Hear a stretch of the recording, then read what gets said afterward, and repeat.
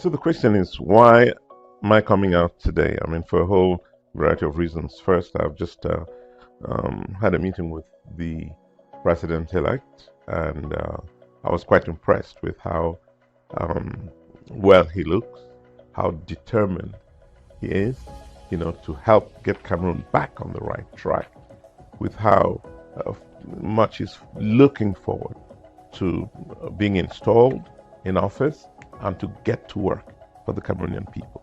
So yes, that's why I came out of that meeting and eager to say something about not only the meeting but also how we see the future. You wanted to know if the intent is not to disrupt what Mr. Biya is doing with regard to being installed in office. I can tell you with absolute certainty that Mr.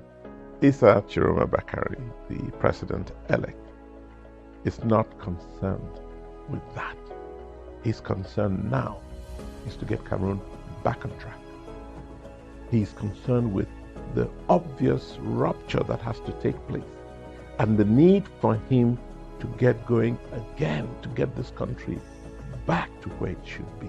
And that's his primary concern. He's also concerned with doing everything to avoid a single death, another drop of Cameroonian blood. He's trying to avoid that. So he's not going to want to step into some masquerade that's called a swearing in. He doesn't understand what swearing in they're talking about. The elections were held. It is clear to you and to me and to the international community, and of course the national community, that Mr. Issa Tchiroma won. And that's what matters. The truth matters. And if you, listening to me now, know what the truth is, that should be your only concern. That's the only concern Mr. Tchiroma has. And he's looking forward to organizing himself. He's talking to lawyers, to the political people who know how these things work, and to legislators. And he's looking at the convenient time when he's fully organized to get back to work with a team that he's also in the process of putting together. So I don't, it certainly has nothing to do with Mr. Biya, who, by the way, Mr. Tchiroma respects. He's worked with him. But he knows that Mr.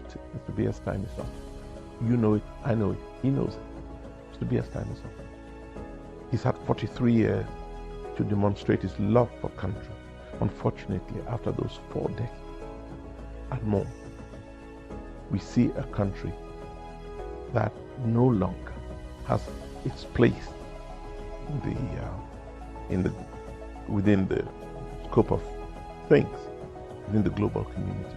Cameroon has lost its respectability. It has lost its place as one of the leading lights of Africa. And it's time to try and get us back to where we should be at this time. And Mr. Tchiroma is concerned about that. So you ask what the basis of Mr. Tchiroma's claim to victory is. We do know that. You know that I do it. We all know that he won in city after city, in ballot, even where Mr. Biya voted. Even in Mr. Biya's own backyard, Mr. Tchiroma won. In some a lot of military bases, he won. So the facts are there. He's aware of it. All of us are aware of it, and he's prepared to do what he has to do, which is organize himself and his team and the country to get Cameroon back on track. So you're asking what the next steps are after Mr. Biya's swearing in. And it's interesting because I put the question to him, and it was one of the moments of relaxation. What victory are you talking about? Mr. Tchiroma doesn't remember. The whole thing was a masquerade. We all know. So, as you know, if you engage in falsehoods, and any action that emerges from that falsehood will also be false. We're dealing here with truth. We cannot save this country on the basis of a pack of lies. We're dealing with truth. And the truth is, the winner will lead a better Cameroon. Reinforce our democracy. Mr. Biya says he was the father of Cameroon's democracy. If he was, then of course this is the time to demonstrate it. To show that he brought democracy to Cameroon, and through that democracy we can have the alternation of government. Then he would have left this country through the high road. He would have taken the high road, and that's what we want him. We're hoping he does. So you're concerned about why the need to be serious and how about the next steps after the swearing in. And I told you, that this was a charade, and I invite you to reflect with me. How in the world could the CPDF and Mr. Biya, who declared war against folks in the Northwest and Southwest, declared war? It is true that some people wanted to secede from the country. You would have thought they would have sat down to discuss why people wanted to secede and what needed to be done. No, on the contrary, a political problem was being resolved through military means. And as a result, a lot of people died. A lot of people ran into exile. And a lot of people are in internal displacement. The internally displaced in Cameroon.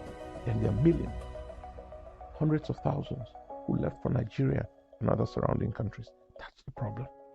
And then to come around in 2025 and tell us that these two regions, the Northwest and the Southwest regions, voted massively for Mr. Biya. If you think that's true, then you've got another thing to do. So how could I give the example I like to give of Batibo, where it is claimed the CPDM got 48,000 votes. 4,800 votes, Mr. Biya. 4,800 plus votes. How could it be? Batibo could not even bring out, I asked.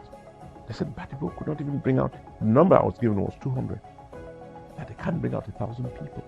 How do you get 4,000 plus votes when 1,000 people could not come out to vote? See, these are the inequities in what came out from these elections. And that's why everything, and the world was watching closely. The world was watching closely. That's why the whole process was ridiculed everywhere. And we're saying, even where it was ridiculed, it was clear who had won. And Mr. Tchiroma is now in the process of preparing to be sworn in. And he wants to do it in the most peaceful way possible. He's very concerned by the fact that there's been an attempt to use guns to legitimate an election because the ballot box was insufficient to keep some people in power. And because they opted for guns instead of ballots, some people died. He's very concerned about that. So he wants to use the coming period to look at all the legal ramifications, to look at all the political and legislative means, and to prepare himself to be sworn in the best way possible, so that this country can come together again to do what needed to be done. After 43 years in power, look at what should have been the flower of the BS system. Yaoundé, capital city. There's a minister who said he doesn't see potholes in Yaoundé. He doesn't see garbage collected in streets across the city. A minister in government said that. Obviously, he isn't looking, or he's driving in areas that have nothing to do with where you and I go. Now, Yaoundé is one of the least developed capitals in Africa today. That should have been the city on the hill, the shining city on the hill, that would set the tone and example for the rest of the Cameroonian nation and its economy. On the contrary, we come into a city that has no lights, a city that has no roads, a city where water is not guaranteed, pipe-borne water, a city where you see graduates on motorbike, not engaged in seriously productive activity, a city where joblessness is the fate of youth. So, and what is true in Yaoundé is true across the country. Mr. Issa Tchiroma Bakary wants to change that. He wants to turn that around. He wants a nation that creates jobs for its youth. He wants a nation where the economy rebounds and becomes the economy that many of us, those in my age group, knew about Cameroon.